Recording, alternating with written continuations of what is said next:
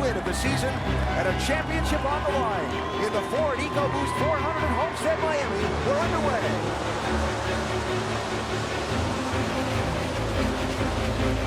He's going to do it. He's going to win the race and the NASCAR Sprint Cup Championship. California's Kevin Harvick does it.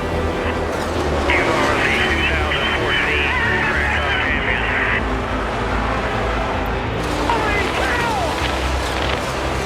2014 NASCAR Sprint Cup Series champion.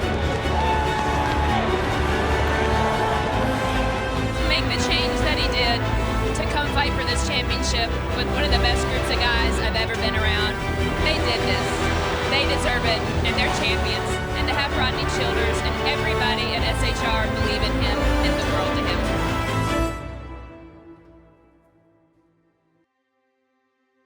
You know, when we built Kevin's team, Kevin really built that team himself. It started with him, and he wanted Rodney. Once he got Rodney, then they worked together and build a championship contending team. So, you know, I think Kevin's leadership is what he brought to the table, and the fact that he was able to know exactly who he wanted for his crew chief, and then those two combined built that entire four-car program. Joining the Ford team was really something Kevin and I had going on for quite some time of, you know, talking about it, meeting about it, and, you know, trying to figure out, you know, what we both wanted to do, and honestly, it was just, you know, a phone call from him to be the lucky guy that he wanted to be his crew chief, to come over here and lead this team and to build this team and to get it all started and to try to go win a championship together.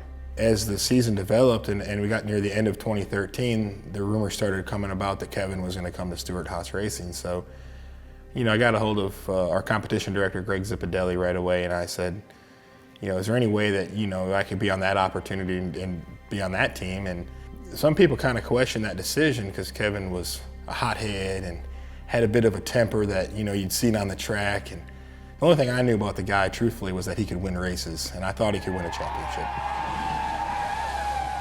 Why, I guess the original question is, why come do this deal? Well, when I heard about the team that was getting put together, you know, including Kevin himself, the whole team that was coming in was hungry for the same reasons, right? And I feel like that's a pretty powerful thing. We all knew Kevin was a great driver, and Kevin was coming from RCR, and he was looking for a new opportunity, and we knew that he was championship capable for sure. So it was a great opportunity, I think, for everybody involved.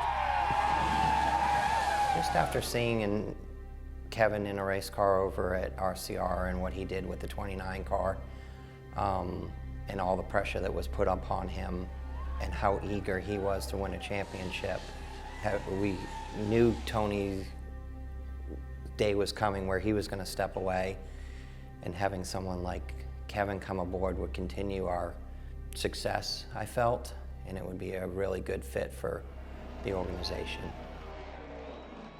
2014 was unique because that whole group of four guys, they were all new. New cars, new jack stands, new everything. Everything for that team was brand new. It was probably about November of 2013. We looked around and we didn't have anything. We didn't have any equipment. We didn't have any tools. We didn't have anything. So a lot of people, when they switch jobs or go to a new team, there's already some foundation in place, and we didn't have any of that. So we were ordering minor things, drain pans and air hoses and the littlest of things that you don't even think about needing. So we worked unbelievably hard to get that program running and up and running. And we made it, but not without working 7 in the morning till midnight every night, 7 days a week for about 4 months. We put in a lot of hours. I mean, I don't think some people really understand. You had teams established here. Those guys were going home at normal hours. Like they would work their 7 to 4. You know, they may have a little bit of extra time. We were working 7 days a week. Rodney he reminded me of the old days with Ray Abraham, and like, he was gonna build this, and he was gonna make it the best it was, and we were gonna be the best ones there, the best ones in the garage, and that's what he did. We worked 7 days a week just to make everything perfect and pristine to roll on that track. He wanted everything to look phenomenal. while it was very rewarding, it was a lot of sacrifice. You know, there was a lot of times, a lot of evenings where people would have their families come to the shop just to have an opportunity to see their kids. You know, I watched a lot of sacrifice during that time from all the members of the team. I mean, it was a grind. Like, we weren't used to that, but it was almost instant gratification when we went to that first test and we had all that speed. Like, that changes everybody's attitude about all the work. I remember going to a test at Charlotte, and it was the very first time that we saw them on the racetrack together. And we get out there, and NASCAR wanted us to simulate some races. So they line us all up and dropped the flag, and I ran as hard as I could. I think I finished second or third, but I could see the leader, and it was Kevin. And he's sitting out there in front of us just running. None of us get near him. And then they had another 40-lapper, and he did the same exact thing. And so I went to Steve Letarte after that, and I said, man, did you see this 4-car? I was like, they are fast. New team, new crew chief, and I'm like, they are going to be tough. You know, in 2014, there was a lot of learning. There was a lot of disappointment. There was a lot of good, but there was a lot of disappointment. Most cases the whole year had speed. Speed wasn't our problem. I tell you what, I don't know if you could think of more things to go wrong throughout different races. I mean, part failures, engine failures. It was kind of our joke that we were either freaky fast or dead last. I know the first 8 races and 9 races of the season, you know, we won Phoenix, came out of the gate strong, and then before we won Darlington, we had 4 finishes of 35th or worst. And, you know, we had been fast every week, so we knew the wins could come. We just had to execute. We just had to finish it off. And we got to Darlington, still had some trouble in the race, but overcame it as a group. And that was kind of the turning point for us. I think we learned that day how to win together. You can't just start out as a group and win. You have to learn how to win together. People don't realize the step that it takes to go from 3rd to 1st. It's a great big leap. It's not a tiny little step. So that day we learned together as a team how to win. And from that time forward, then we had the belief. That's when we started believing. And once we started believing, we never checked up. It was crazy because the season went by, like January to playoff time, the season went by really quick. Like, things were happening, but we were working and constantly building and trying to be better every week. So that part of it went by really quick. And then you get to the playoffs and it's like, okay, refocus, get energized. And then it was like in slow motion. I'd say going into the playoffs, you know, Kevin was on it. He was hungry. Everybody on the team was hungry. We had speed every week.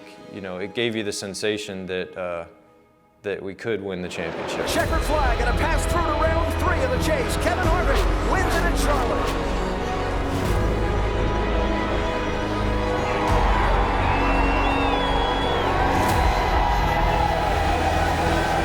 Win, and he's in to compete for a championship. Checkered flag in Phoenix for Kevin Harvick.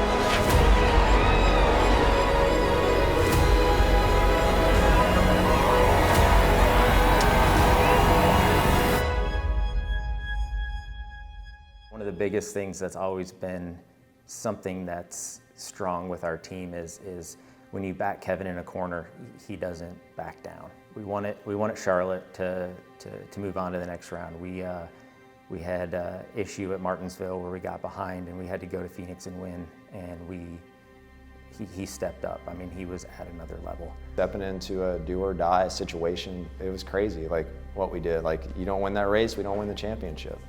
And everybody stepped up. We did what we had to do, and I think, yeah, I really remember the pressure of that Phoenix race. Like, that was a lot of pressure. You know, when you can point the bat and call your shot a little bit, and we knew what we had to do. And from the moment we started preparing that race car to the moment that it crossed the finish line, there was no other result that was going to be acceptable. You know, the amount of determination we had was just crazy. Like, we never ever thought that we weren't going to make it to Homestead. It was not even, we didn't talk about it. It didn't even get brought up if we make it or not. Like, we We had cars done all the way for the whole season and had the yellow already on them, and there was no question if we were going to make it to Homestead or not. So to win at Phoenix and to be able to move on, you know, that was pure determination. It was definitely game on when it came time for that.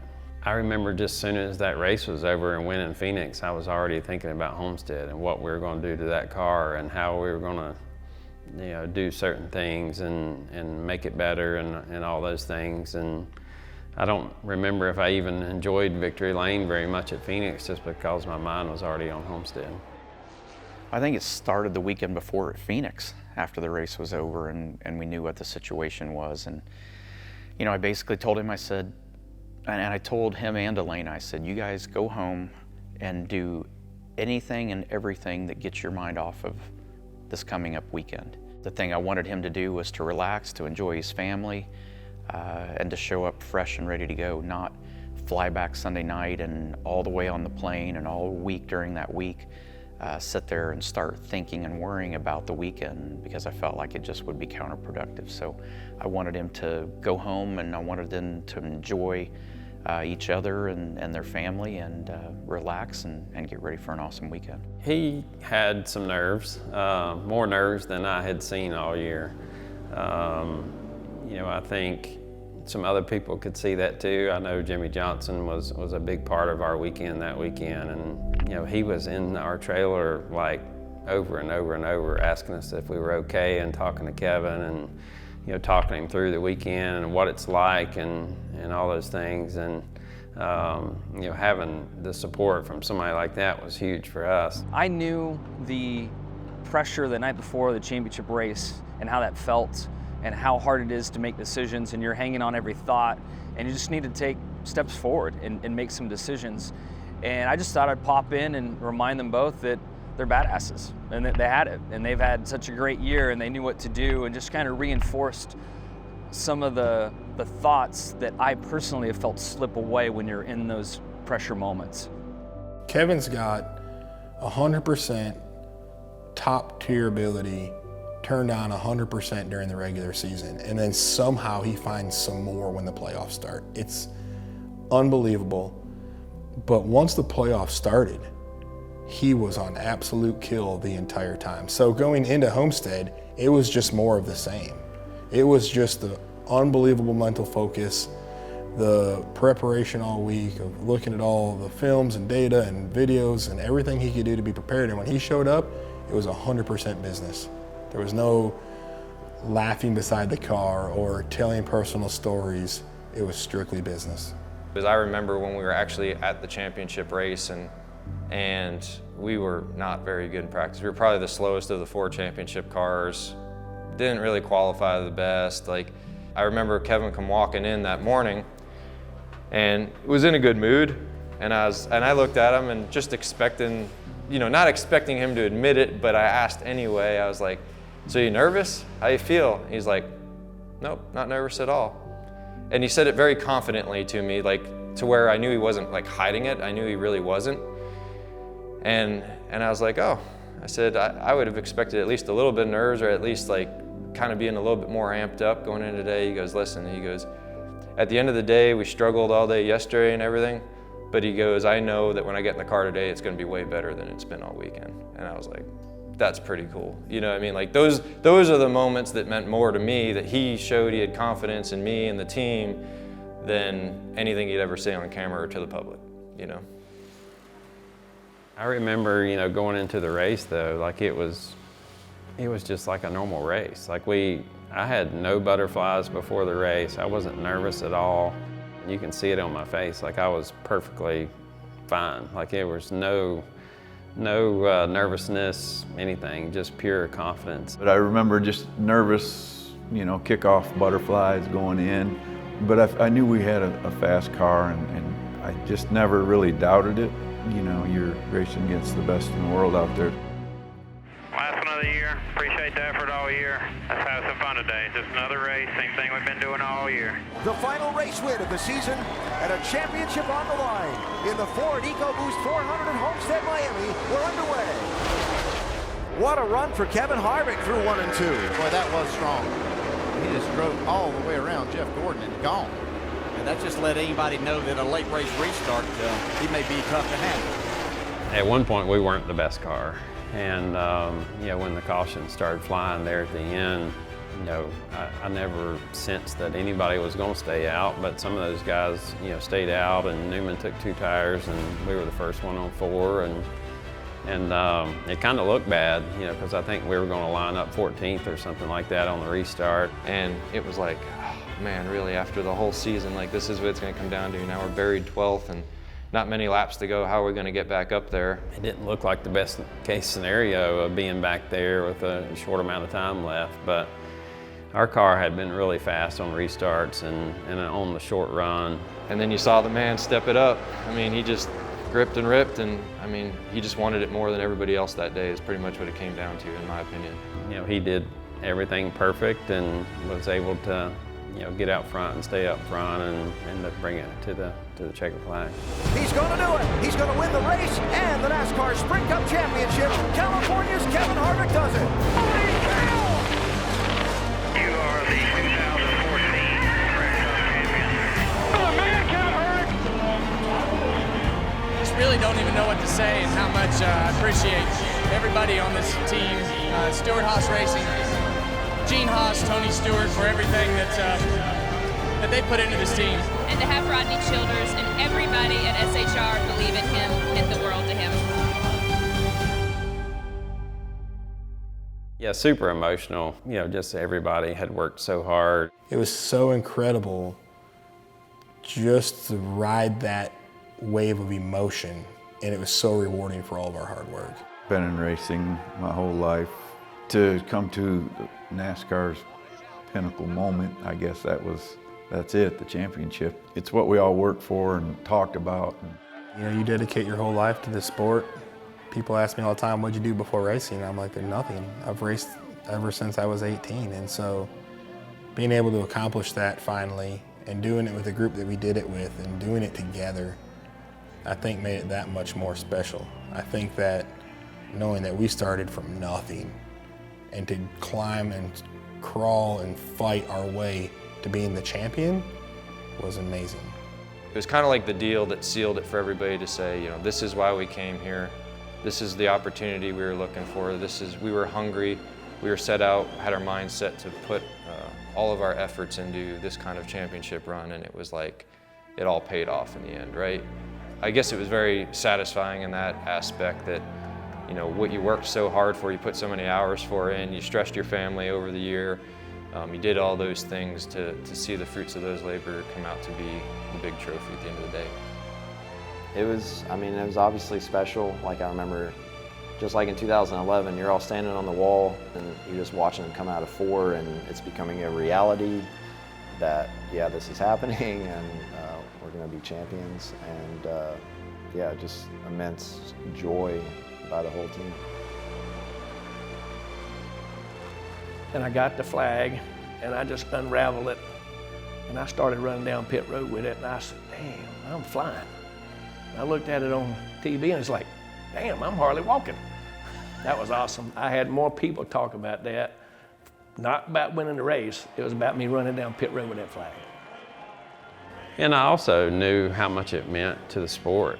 Kevin had done so much over the years and won a ton of races, and I think as a sport, he deserved to be a champion, and I think you could see that on everybody's face from the time we took the checkered flag, and taking our pictures and all that stuff after the race. Like it was a deserving win and a deserving championship.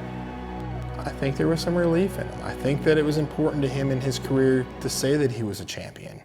I think he believed in himself and he believed in our team. He too never lost that belief. It was like a plan, it was like a dream come true of, all right, I made this huge move to a whole different race team and basically took a bet on all these guys that were going to do it with me, and we all made it happen, and it was really cool to see. It was great. I mean, it's great to be a part of it with him. It was as much as being a driver myself, you know, I feel like it's probably been the most gratifying part when you're not driving the race car, but to sit there and support your teammate like that and know how special that moment was for him. It's, you know, there isn't a better feeling that knowing that you had a hand in helping him accomplish his dream like that. He had something to prove when he left RCR for sure. He had a chip on his shoulder. You know, he had a good, you know, back then, you know, you don't really know, you're just ready for a change, right? And Kevin felt like he wanted to try something different, and he did, and he put it all together, and it paid off. So yeah, he was, you know, he was definitely trying to prove a point, and you have to be pissed off in racing all the time. You have to be mad, to be driven. You just can't be lackadaisical at any point in time, I don't think, no matter what you're doing to be good. You have to be driven, and I think certain factors motivate you, and definitely leaving RCR and coming here, he was definitely on a mission, and you could see that. To me, it was almost like when he drove the 29 car, it was Richard's team. And when he come to the 4 car, it's like, all right, this is my team, and I'm gonna do it the way I wanna do it. And I think he felt that way. And I don't know if he would say that or not, but you know, I think he knew from the get-go that this is my team, and you know, we're gonna do it the way that we wanna do it, and we're gonna win races. And you know, he knew that we had his back, and that we were going to make it all happen. I think what makes Kevin a champion is his character. You know, who he is as a person. In all reality, if you look at a lot of the drivers out there, that's what separates him. Like his character is just unbelievable. You know, like I said, you can lean on him. He'll help you with anything, and he really is. He drives you, but he also has that. You know, he can joke around too, and that's really what it is. I think what makes him a champion is his hard work and his dedication. He works harder than anybody that I've ever been around, and never stops. I mean, it's 24/7. His mind's going on how to make something better, and it doesn't matter if it's in racing or not. He's continuing to think about those things and try to be better. His demeanor, his mindset, his intellect, his ability, his leadership. There's not much that he doesn't check the boxes on, in my opinion, as being the best. All of it. His crazy driving talent, his laser focus, his ability to motivate people, his vision for long-term goals, and the way to handle meetings and push things in the right direction. There's so many things that make him a champion. Oh gosh, he's never let up. It's unbelievable. His passion for the sport has grown since becoming a championship, not dwindled. He's more compassionate about the young kids coming in and making sure that they're on the right track, representing the sport the right way, concerned with their safety, just ensuring that the sport has a bright, bright future and competitors that are going to be competitive in it. You know, even if he'd have never won a championship, you know, the guy's won 60 races, and you also got to look at what he's done for the sport, and look what he's done for so many racers out there, and the Busch Series and the Truck Series, and you know, all these different crew chiefs over the years that he's, you know, made heroes and looked after, and yeah, there's way more to him than just one championship, that's for sure. I think his legacy is so much bigger than the championship. From building his own race team, winning races in the Truck and Xfinity Series, to what he's going to do broadcasting. And honestly, I think the biggest part that he's working on now is working with the younger generation through KHI management and teaching these young drivers how to race, how to conduct themselves, developing a routine. He is amazing at that stuff, and he's helping a lot of these kids learn how to come through racing the right way. He just does so much outside of the race car that a lot of people don't realize most of it.